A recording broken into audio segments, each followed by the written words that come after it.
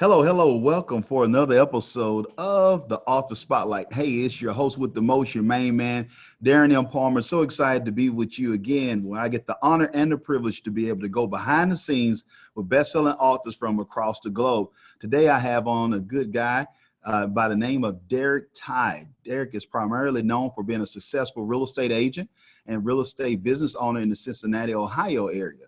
He's also written a book, The Lord's Prayer for Entrepreneurs, helped found and invest in a Keller Williams Realty franchise, and owns multiple short-term rental homes with his wife, Jessica.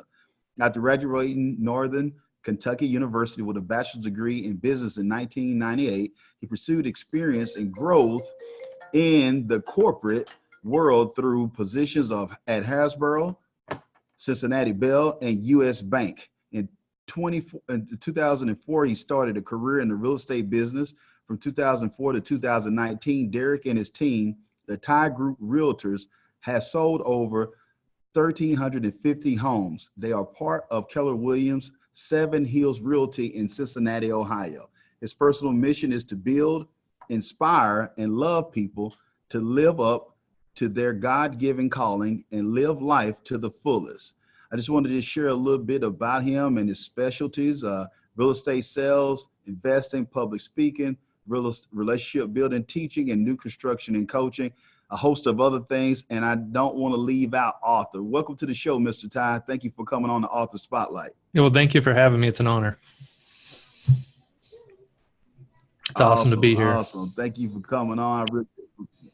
Awesome. I really appreciate it. And I just want you to go into it because I love the title of the book. But if you don't mind, share with our audience, because that's why I took time at the end to share the specialties, the things that you can do or known for.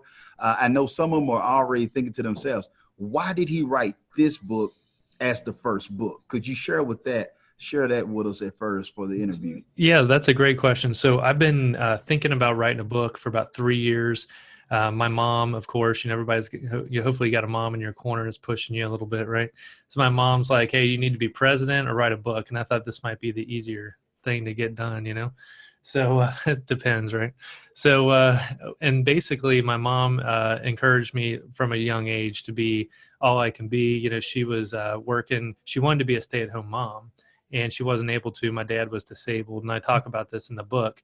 It's kind of part of my backstory is, my dad really wanted to, go out there and be a full-time teacher. And with his disabilities and some other issues in his life, he wasn't able to do that. So he did some, part-time teaching, kind of like the substitute teacher that everybody picked on. That was my dad.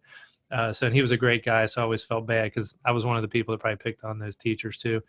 But anyway, so my dad, my mom were great people. They encouraged me to do anything I wanted to do. As I started kind of racking up some experience in the entrepreneurial world, I realized that I had a book in me.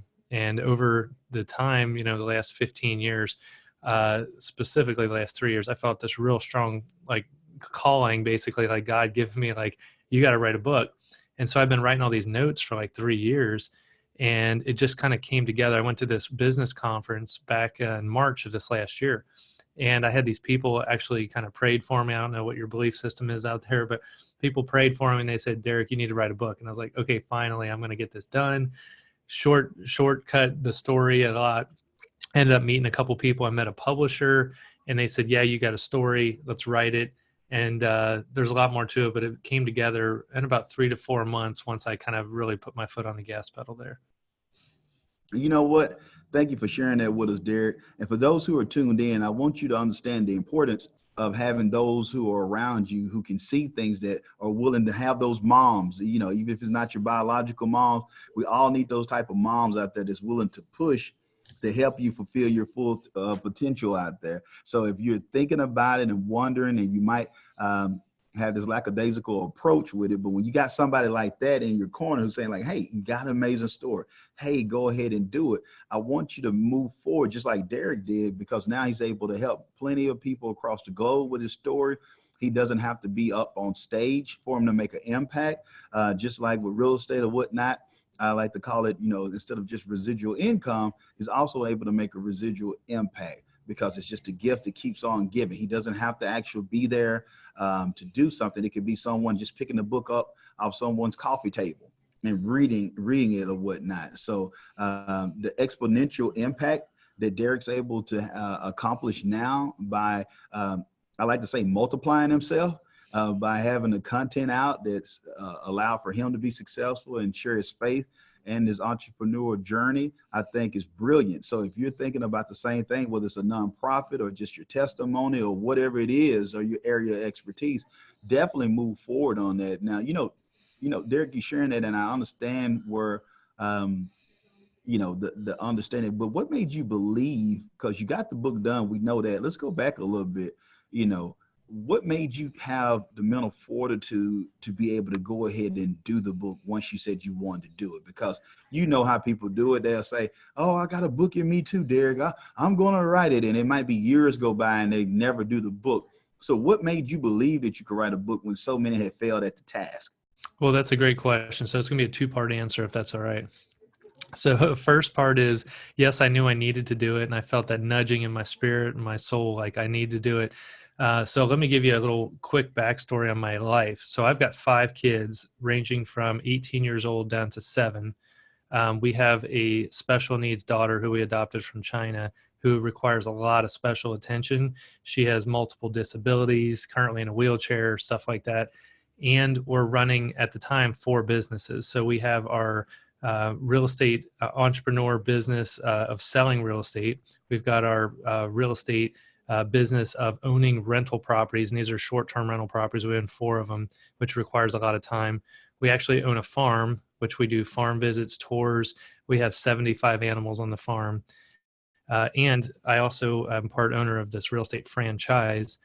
In addition, we have this kind of coaching thing that we're doing on the side. And my wife is also a full-time entrepreneur. She owns her own nutritional coaching business as a certified nutritionist. So when someone says, Derek, I'm too busy, I just say, sorry, I understand busy, and anyone that wants to do something can truly make time for it. Do you agree with that?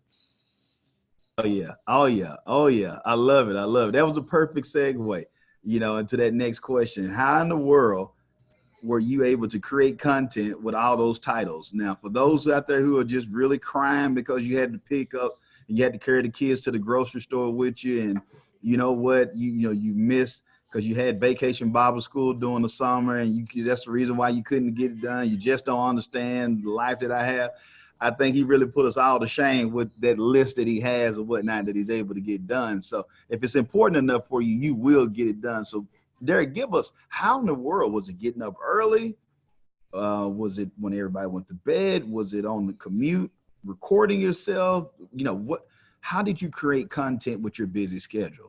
Well, that's a great question. So I think a big part of it is time blocking. So, for me, I've always been a real driven person. I wanted to graduate college in exactly 4 years. I was paying for it myself, and I knew that was the most efficient way to get it done because I was paying for it. So I jammed it into 8 semesters and got my bachelor's degree. I've always been kind of one of those people that, like, if I have a time goal, I'll back kind of into that time goal. So with the book, once I knew for sure I'm going to write this, I actually told the publisher, you will have a manuscript by a certain date. And I gave her, it was like 3 months in the future. And she's like, Derek, that's really aggressive. Are you sure you can do that? I said, I'm going to make it happen. So then that became, how many chapters do I need to get done? How many pages do I need to get written? So I started looking at other books out there, and I kind of wanted it to be a book where someone could listen to it or read it in about 3 hours, maybe 4 at the most. Because my thought is, I'm a busy entrepreneur executive. And when I'm on an airplane, I can read half a book on the way to an average trip and then read the other half on the way back. And so that was kind of the block. So then I started going, okay, how many words would that be? So it's about 20,000 to 30,000 words will get you into that kind of category. So I'm Googling all this stuff, right? I don't know anything. I don't even know what I'm doing. So I basically Google that, Google this, Google this. So finally I get to the point where, okay, I know it's going to be about 20 to 30,000 words. It's going to be, this content. So then I started saying, okay, how many chapters would need to be relevant? How much can I say in each chapter? Started making an outline. And so kind of the crazy part of this is I didn't know how to structure all my thoughts. So I had a diatribe, like this manuscript of just kind of run on chapters and things and thoughts, but they weren't really coming together like in a real good outline. So this is kind of the spooky part that a lot of people may tune out for, but I feel like God gave me this revelation, and he said, pray the Lord's Prayer. And so I had this cool content about how to be the successful entrepreneur, how to have faith in your business, and how to, kind of balance work and school and home and a happy marriage. I've been married for 23 years to my awesome, beautiful wife. And it's like, how do you date your wife and be a business owner and do all these things? So I had all this cool content, but I couldn't figure out how to actually structure it. So I felt like God gave me this revelation. He said, pray the Lord's Prayer. So I kept praying the Lord's Prayer. And those of you who, whether you believe or not, doesn't really matter. This is a structure that Jesus gave his disciples on how to pray. So it's broken up into these sections. Once I prayed that out loud a couple times, it was like the whole book just kind of snapped into place, and it became the structure for all the chapters. And then the book just kind of flowed out of me at that point. It was like, okay, now I got the bones, the structure, the skeleton of this thing. The chapters just kind of came together based upon sections of the Lord's Prayer. So to me, it was like the how part was partially the kind of mechanics of being a good steward of my time. And then part of it was this like divine revelation, and then married those two things together. That's how the book came together in 6 months. Man, that is amazing. That is amazing. And for those who are listening to this or watching this, make sure, just like what Derek is sharing with us, whether you, no matter what your denomination, what your faith is, whatever it is, if it works, it works. Mm-hmm. That's what I just want to, the law of gravity is still the law of gravity. So if it's a way for you to be able to understand and have clarity about what he's sharing with us, pick up on these gems. You can see by the ways that he's telling us about all the hats that he wears, that he's able to get something accomplished. In a day and age where most people aren't finishers or closers, Derek definitely is a closer or whatnot, and he's making a positive impact. And, Derek, I have to ask you this, because you are a person of faith. You are a family man, and you understand the importance of a holistic approach for his life, and not just getting one-sided, where if you look at social media and all those other platforms, they're pushing this agenda of just grind, hustle. And there's some other things as far as relationships and things like that, as far as parenting is going to the side. But share with the audience, how do you deal with faith and being an entrepreneur? Now, I know and understand that that's a part of ministry because you're able to make an impact. But how do you deal, because some who are listening might not understand the mission and the marketplace. How can you have a love for God and also make money as well? Because I know some people might have got lost in, okay, yeah, it's great, Darren, but when is enough enough? How many companies does this guy run? He's not fooling me. So for those out there who might have the mirror or whatnot, the bitter taste in their mouth that the wise men gave to Jesus, please share with them a little bit how you can have mission and the marketplace, and it's all right to make money and love the Lord, and you can still be a great dad and husband as well, or wife, depending on who's listening to this.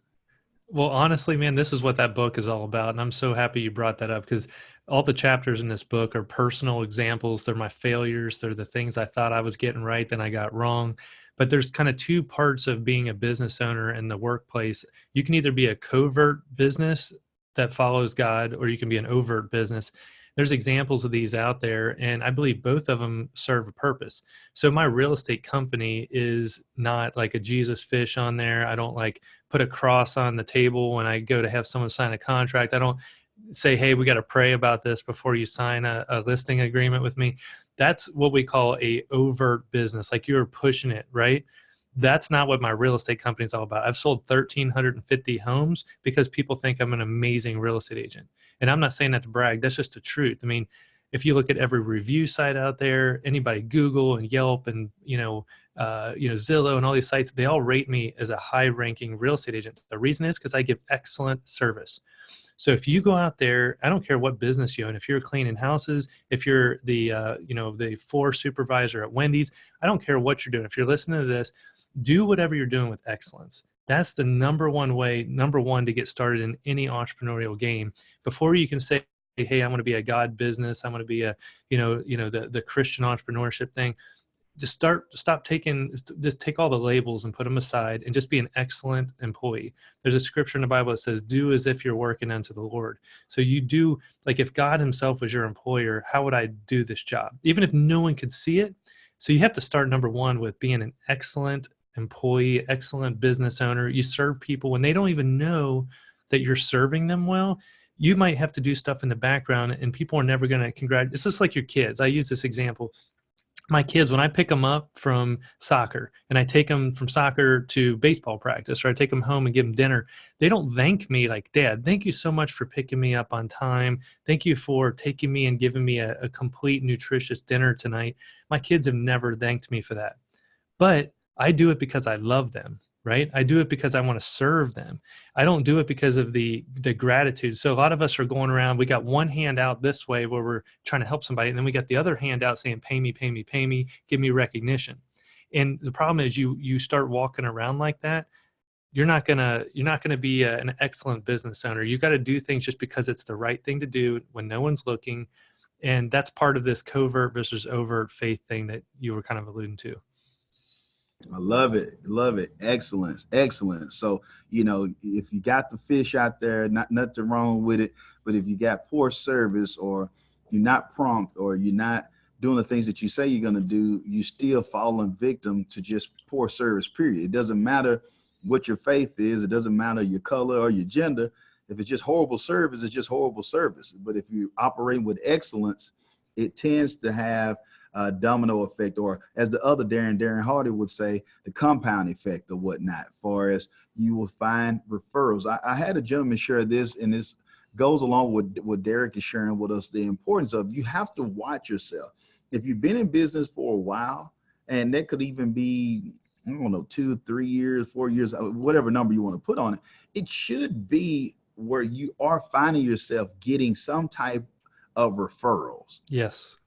If you're steady finding yourself having to spend more and more on ads, and not saying that you don't promote to get to a wider audience or more targeted demographics that you're reaching out to, but you should have some type of referral from someone that you've worked with before. If not, that should be an alert or a warning sign that, okay, hey, let me check my vitals because something isn't right here, because I'm not getting referrals. How do you get referrals?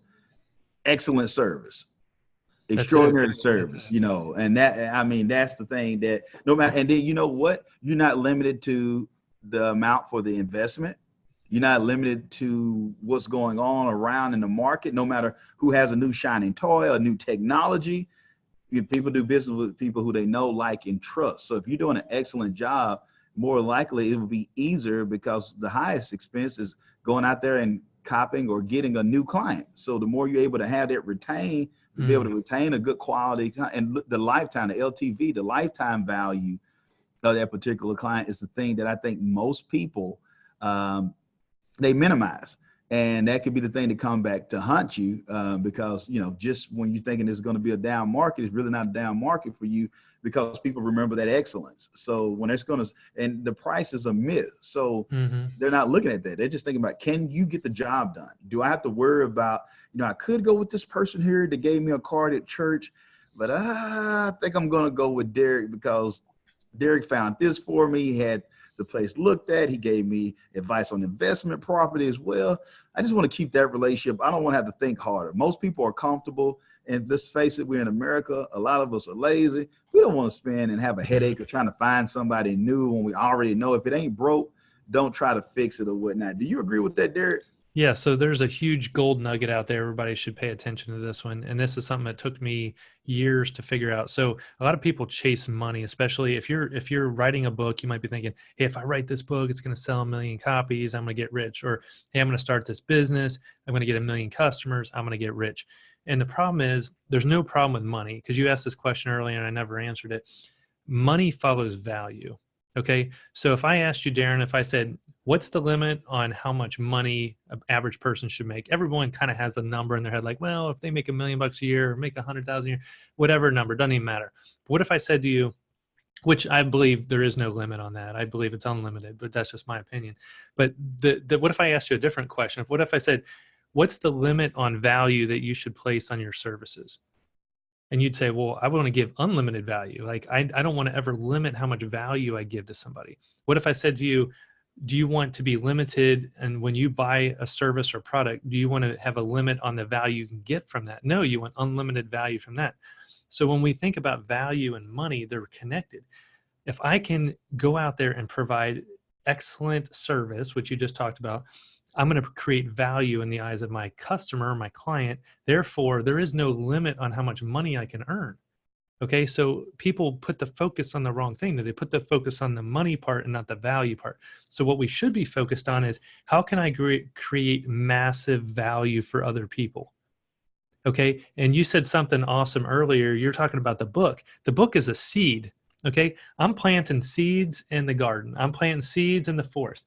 And every time someone buys one of my books, I truly believe this. I'm praying for those people. I pray for them all the time. They grab this book, the seed goes down their soul. I'm now a part of their life, whether they like it or not. Once they've read the book, what the words on those pages are literally life. Okay, and it's not because of me. I'm just a conduit of that life, but the life came through me onto the pages of the book. The person reads it.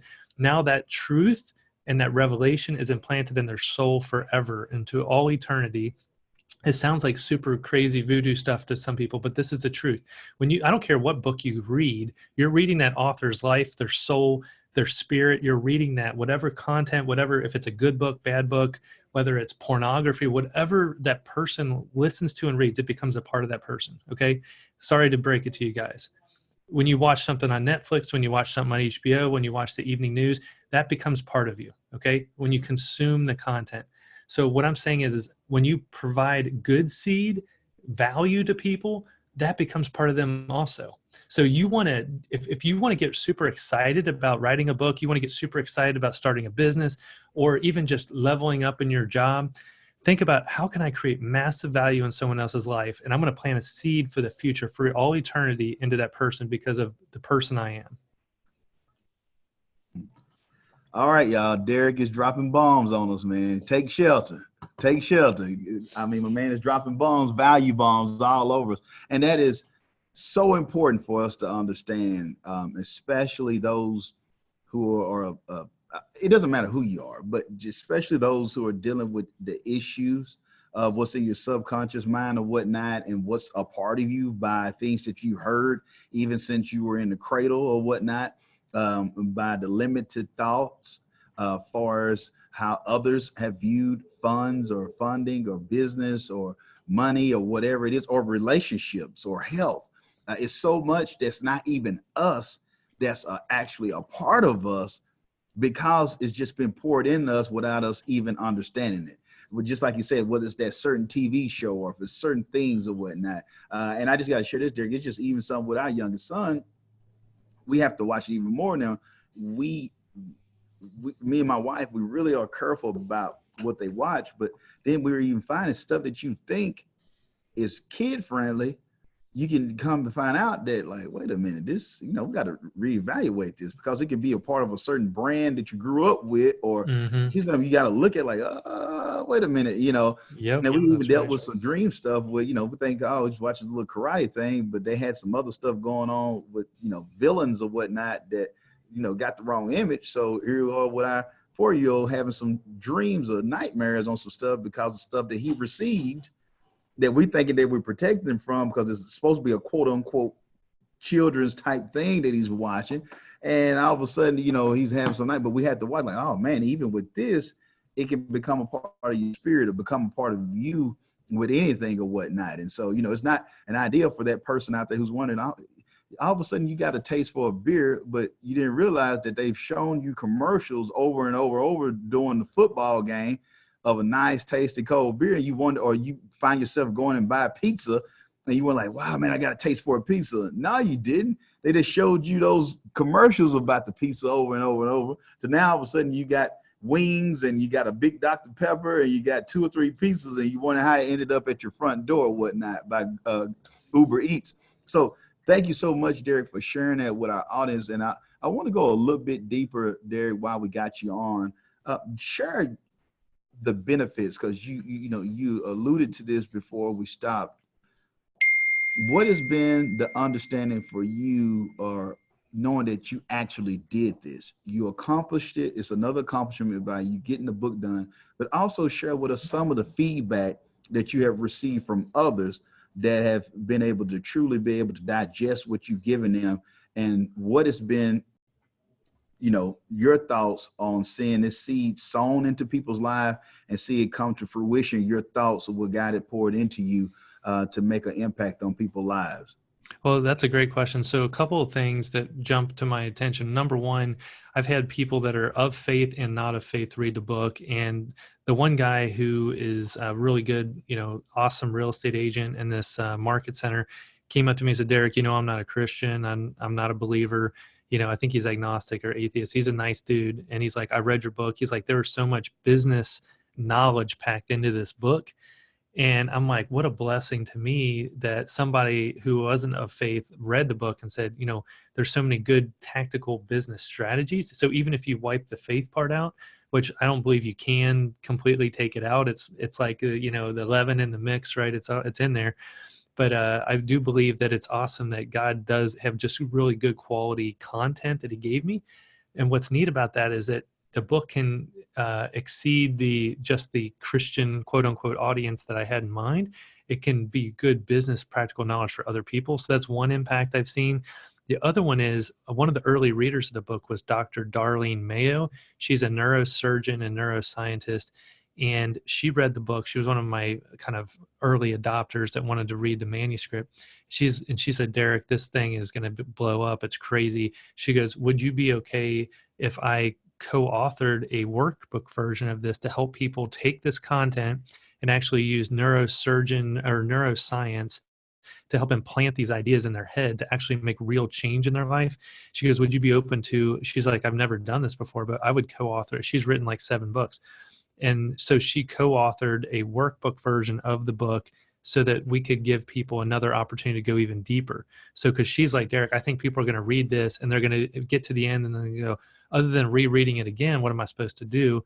So she helped me create this like application of the book where you go onto our website and then you can actually download the workbook. So it does 2 things. One, it continues the conversation on the same subject matter. Number 2, if people go onto the website, they have to enter into like an email address. So it gives me an opportunity to start connecting to my audience. Because if you go buy a book from Amazon, and I'll never know who you are from Adam, right? But if you go onto my website and get the ebook version that has the workbook, it costs $9.99. It's not a huge investment. If you already like the book, it's a no-brainer. Then now I have a chance to connect with you after the sale, and we get to continue the conversation and start a relationship. Because like you said, the lifetime value of the customer is not $14.97 for the book. It's the referrals. It's the people that they connect me to. It's the coaching client that I pick up for $500 a month that becomes the $1,000 a month coaching client that becomes 10 coaching clients 10 years from now. That's the lifetime value of that book. It wasn't the $14.97. It's the referral for a real estate deal that someone goes, you sound like an amazing, which I've had this happen to. You sound like an amazing real estate agent. I heard you on your podcast. I heard you on your book, and I want you to be my real estate agent. Well, I don't live in the same city. So they're saying, who can you find that's like you in my city, in Topeka, Kansas, and Washington State? So now I have an opportunity to connect people all over the world with each other and be part of the value. I get to create more value even than that $14.97 could have ever got me. The value is infinite. It's infinite. When you understand the importance of adding value, just like adding value is infinite, it's infinite for us the impact and the funds you can raise and create generational wealth. And I like to say generational impact as well, because, long after we're all here doing this video, if something hadn't happened or the world hadn't come to an end or whatnot, this content in whatever medium or platform that's new and techie at that particular time will still be available for people to be able to hear the thoughts of Derek Tye and hear what allowed for him to be successful, things that he valued in his own personal life. So I just want you all just to take a moment to think about that. Look at the lifetime value, generational value that Derek has added by taking time out of his schedule. Now his children don't have to wonder about what dad thought, or the grandchildren or great grands or whatnot. They don't have to worry about what, I don't know what the name would be for you. I don't know if it's Paw or Granddad or whatever it might be, but they'll be able to look at like, wow, I came from that legacy. Wow, here's a book, our family, that sets the tone of those who are overachievers as well, those who are getting it done, those who are outliers or whatnot, or change agents who are making a difference locally and globally. And could you share with them, you mentioned the website, could you give them any handles on social media or website information on how they can purchase the book or connect with you for some of the other services that you offer? Sure. Yeah. Thank you for that opportunity. So, DerekTye.com, I've got links to all my businesses on there. And, it's kind of funny. I got this idea from another local entrepreneur. He owns like 50 businesses. And I used to think there's no way you can own 50 businesses. And then you think of like Mark Cuban or, Damon John, all these kind of guys. I mean, they do own 50 businesses and they do it well. And people are coming to them and want them to own 100 more. Right. And they probably own much more than 50. So I got this idea. This guy put his name.com, and then all of his businesses were located on there. And so for me, you can see me on the video, Darren, but I've got this wall behind me. It's all my inspirational stuff, right? And one of the things I put on there was my Disney map. So if those of you guys don't know the story, I think it's back in the early 1950s, Walt Disney created a mind map of his entire empire, what it was going to look like someday. This was before Disney World, before ABC, before, the Disney Plus channel, before, Frozen 2, before everything, right? He wrote this map and he showed it on a wall, and it basically had like the comic books, the music, the television shows, the Disney on Ice, the world theme parks. It had licensing rights and it had plush toys and all these things, right? He created that in his mind before anyone ever built Disney World. So a lot of you guys are trying to build Disney World and you haven't even put a map together of what you want your life to look like. So several years ago, I decided to copy Disney in the mind map, and I made an empire of the Derek Tye empire, right? And I don't want someone to hear this and think that guy's full of himself. I want you guys to think so much bigger than I'm thinking. Like, just look at me as like a guy you can stand on the shoulders of and just reach a little higher. So I'm standing on the shoulders of Walt Disney and Jesus and everybody else ahead of me, my mom, people that put in time and effort and did change my diapers and all these kinds of things, right? So I'm not saying I'm anything. I'm just giving you one little step of what I did. So I created this map and it had rental properties, and I had owned no rental properties at the time when I wrote this. Rental properties, 1, 2, 3, 4, 5. It had on there my book, which I had not written yet. It had what I was going to spin off around my book with podcasts and workbooks and other ideas. It had my wife's nutritional business on there and her podcast and her being able to sell ebooks and sell courses. And it had this whole empire on there, right? I didn't own most of it that was on there. And then each year I've kind of revised it. What's it going to look like? What's it going to look like? And I've kind of had some fun with that over the years. And I saved my old copies. I just tape a new one. And if someone walks into my office here, which I get visitors come in that want to join our office, we have 110 agents in our office now. So people come in and they said, I've heard about your wall. Show me your wall. And I'll literally, this is my inspiration right here, and I show them the wall. The reason I'm mentioning that to you guys is I want you to dream huge. And I want you to put it on paper, whether it's like a to-do list, whether it's a goal sheet, whether it's a map like this with little circles on it. It can be ugly as heck. Just put it down in writing and then look at it frequently. Like, part of my morning ritual is I read my goals out loud every day, which people think is cheesy, but I've been doing that for years. I read affirmations out loud about myself and my family every day. Every work day I come in, I read my affirmations. I pray out loud, ask God to protect me and my family and my businesses and my clients and my customers. And I journal my gratitude every day. And then I journal things that have happened positive in my life. And then one of the things I do every day is I review my goals and actually read my goals out loud. So I review them and I read them and I make them part. So there's two parts of your mind. There's the goal getter and the goal setter. So if you're setting the goals, is your conscious mind. I decided to make these goals. This subconscious mind is the goal getter.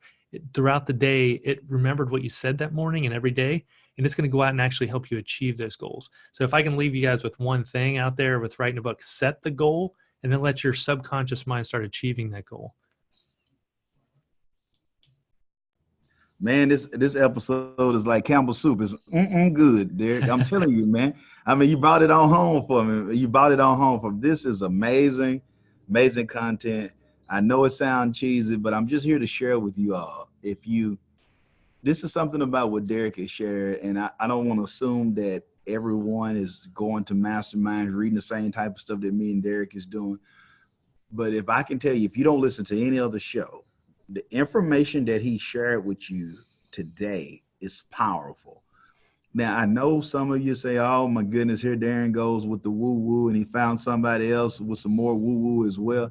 But I like to use the example that Steve Harvey shared when he was on the Oprah Winfrey show. And Oprah was like, wow, Steve, I can't believe that you got a vision board and you have you're saying affirmations. He's like, well, Oprah, look at the type of success, look at the people you've been able to help. How can I look at myself and think, if I'm watching you and I'm looking at, Warren Buffett and others who are doing similar type of things, why wouldn't I, success leaves clues, basically what he was sharing. How could I be so arrogant or prideful enough to think that these people are still doing things like this and it got them to a certain level of success, whatever that success looks like for you? How can I look at them and not copy genius, so to speak, as a mentor shared with me? You don't have to reinvent the wheel all the time. And so I've seen this, whether it's people who are of faith and not of faith. It's certain things, just universal laws and things, just it is what it is. I don't have to ever see gravity to know that it exists.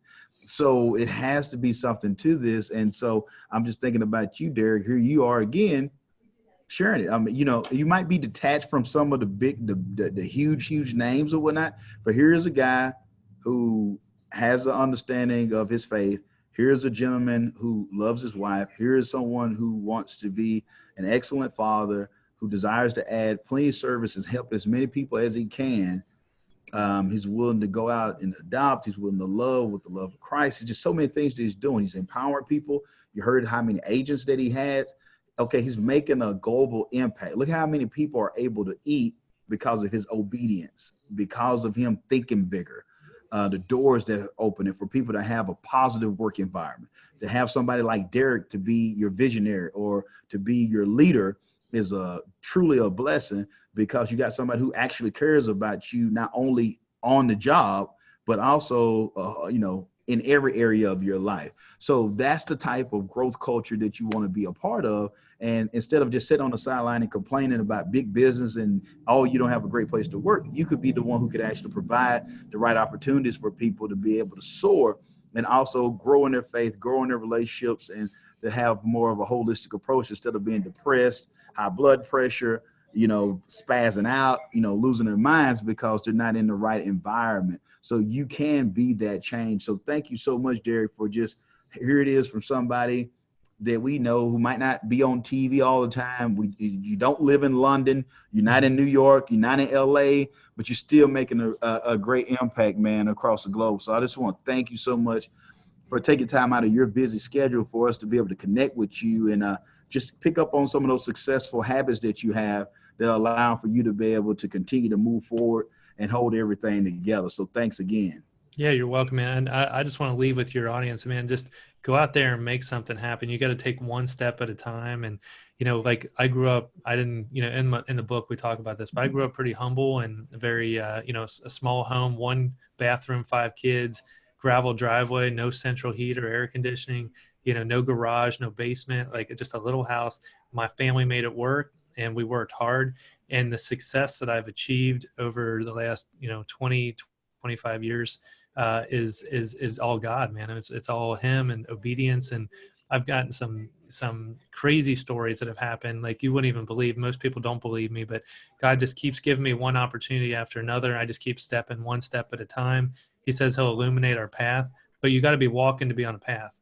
Can't be sitting still. So if somebody's out there and you've just been kind of waiting for someone to tell you, like this big sky opening moment, the lightning bolt coming down, it's probably not going to happen. So here's one quick blessing I'll give you guys. If you have kids right now, you have an older kid and a younger kid, you parent them different. God's looking at you like the older child. You're mature, you're ready to go. He's going to bless what you're doing. You don't check in with your parents when you're 25, 35, 45 years old. You just go out and do what's on your heart. And then when you need mom or dad to help a little bit, hey, I need some help, I need some prayer, whatever. Think of God like that. He wants you to pursue your heart and your dreams. And until he gives you that big red light to stop, just pursue what you think you're supposed to be doing. Don't wait for some, magical answer, the 8 ball flying down from the sky. Just start acting, just start doing it, and let God bless your path. He might stop you once, start you again, but you got to be moving. Just start moving. Man, faith without works is dead. That's right. Whatsoever you doeth shall prosper, and so that's the thing, the doing problem, instead of having that waiting on manna to fall from heaven and, and have the type of things that you want. So I'm glad that you shared that, but that's a brilliant analogy. I just want to let you know, by the way, Derek, I will be borrowing that. I don't want to say steal, because I don't want to throw anybody out, but it wasn't mine to begin with, man. Oh, okay. But that analogy right there is brilliant. God looks at it just like parenting. I do not parent my 12 or 14-year-old the same way we do the 4-year-old. So it's nowhere in comparison. So you're saying, even with my own mom, I'm not telling my mom, oh, mom, you know what? We got a conference we're going to Memphis on. Is it all right if I'm able to have the conference? No, I have the conference like, hey, we're going to be in Memphis, Exactly. be praying for us as we're traveling grace as we go there and whatnot. But I've never thought about that as far as my relationship with God, as far as moving and looking at him as an adult. He's taught me, encouraged me, and matured me to a certain level to be able to go out there and act with the power that's within me already. That's right. Man. That's right. Thank you again, man. I really appreciate it. Got to get that book. I'm buying the book today. Hold on there. Make sure that y'all connect. I'm gonna have all the information about Mr. Derek Tye in the show notes. Remember that this is the year for your new book. Until next time, if you won't change, be the change. Be blessed and be great.